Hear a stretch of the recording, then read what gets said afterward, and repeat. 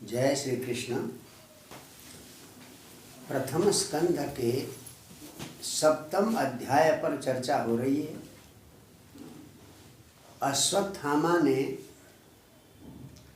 पांडवों के 5 पुत्र मार दिए थे।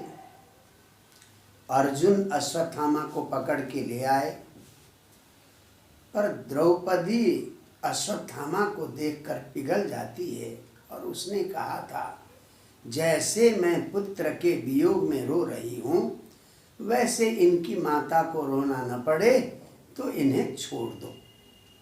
यहाँ तक की बात आपने सुन ली थी। अब द्रौपदी की बातों का सबने समर्थन किया। युधिष्ठिर, नकुल, सहदेव, श्री कृष्ण सब ने समर्थन किया, पर भीम को आया बड़ा गुस्सा। वो कहते हैं, देखिए भीमसेन क्या कहते हैं, 51 श्लोक 7वें अध्याय का। तत्राहमर्षितो भीम तस्य श्रेयान् वध स्मृत न भर्तुर्नात्मनस्यार्थे योहन् सुप्तान् शिशून् वृथा।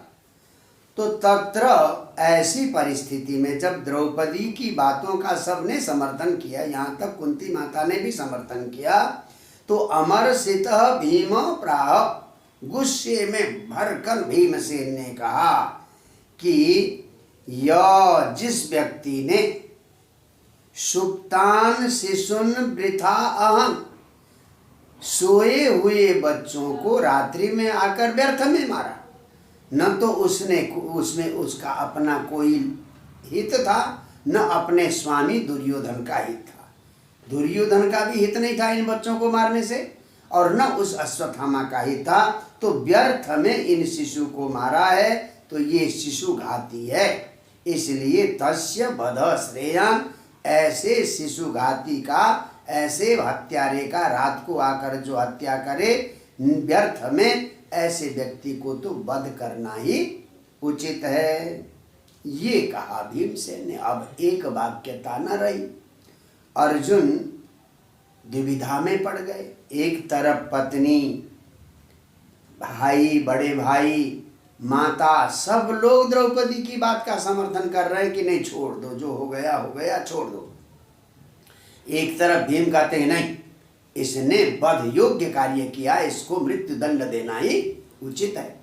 अब भीम भी अर्जुन के बड़े भाई है, तो किसकी आज्ञा माने। बड़े उहापोह में पड़ गए हमारे अर्जुन, क्योंकि ऐसी परिस्थिति में सबका एक मत होना आवश्यक है। यहाँ एक मत हो नहीं पा रहा था, तो भगवान की ओर देखा कि आप कुछ निर्णय दे दीजिए। अर्जुन ने लाचार होकर भगवान की ओर देखा।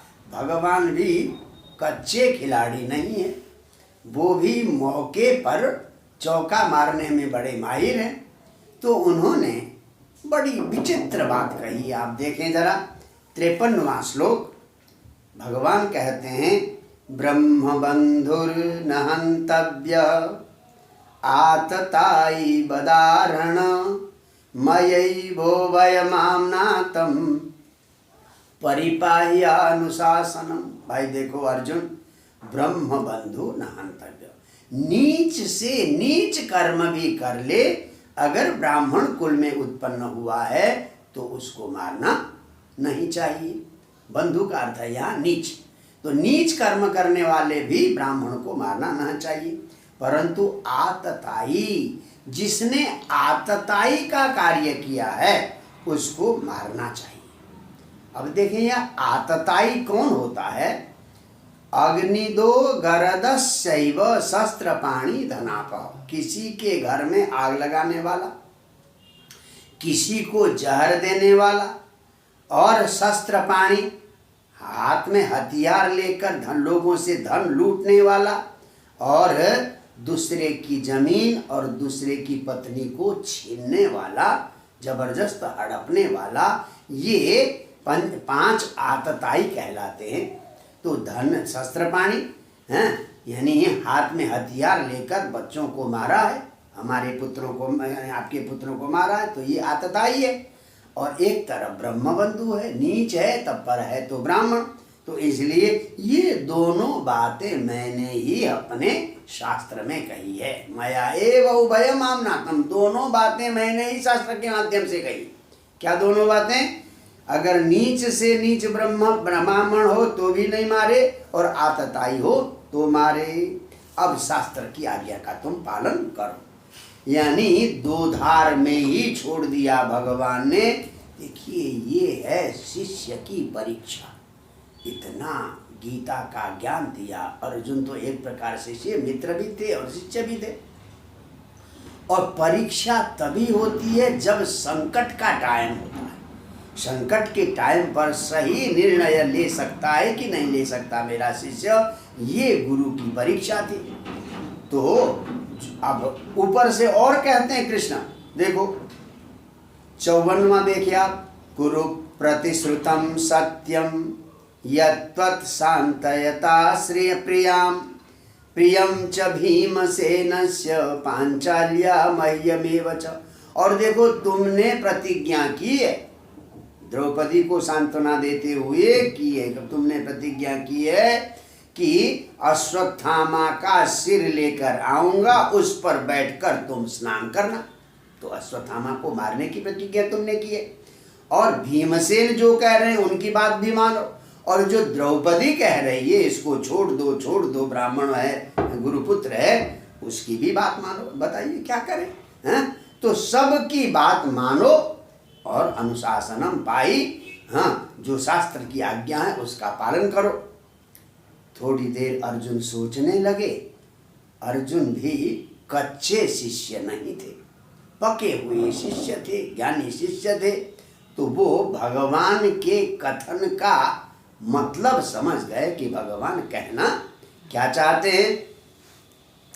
तो उन्होंने तत्काल अपना तलवार निकाला, और वो जन्मजात एक मणि थी।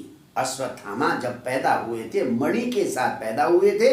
जैसा जैसा अश्वत्थामा का शरीर बढ़ता था वो मणि भी बढ़ जाती थी। वो एकदम शरीर से लगी हुई मणि थी। मणि के साथ अर्धमुंडन कर दिया और गलहत्ती देकर उसको निकाल दिया। निकालने के बाद कहते हैं कि बपनम, ये देखें आप 57वां श्लोक, बपनम द्रविणादानम स्थानान् निर्यापणम तथा एष ही ब्रह्मबंधूनां बधो नान्योस्ति दैविक। कहते हैं देखो ब्रह्म बंधु नाम, ब्राह्मण है, पहले जिसको सम्मान दिया है, आदर योग्य है, ऐसे व्यक्ति को देह का मृत्यु नहीं दिया जाता, उसको प्राण दंड नहीं दिया जाता। तो उसको दंड देने का क्या विधान है? बपनम, उसका अर्धमुंडत करना, यानी आधा मुंडन करना भी एक प्रकार का दंड है। और द्रविड़ आदानम, उसके पास जो प्रॉपर्टी है उसको छीन लेना। अश्वत्थामा के पास कोई प्रॉपर्टी तो थी नहीं, प्रॉपर्टी के नाम पर वही जन्मजात एक मणि थी, उस मणि को छीन लिया। और स्थाना निर्यापणम, वहां से गलहत्ती देकर दरवाजे से बाहर निकाल दिया। तो ब्रह्म बंधु नाम एसह वध, नीच ब्राह्मण का यही वध है। वो अपमान करके उसकी प्रॉपर्टी छीन कर उसको घर से निकाल देना, यही नीच ब्राह्मण का वध है। दैहिक वध नास्ति, देह का वध नहीं है। ये शास्त्र की आज्ञा को अर्जुन ने समझ लिया और इस प्रकार से अश्वत्थामा को वहां से निकाल दिया अपमानित करके।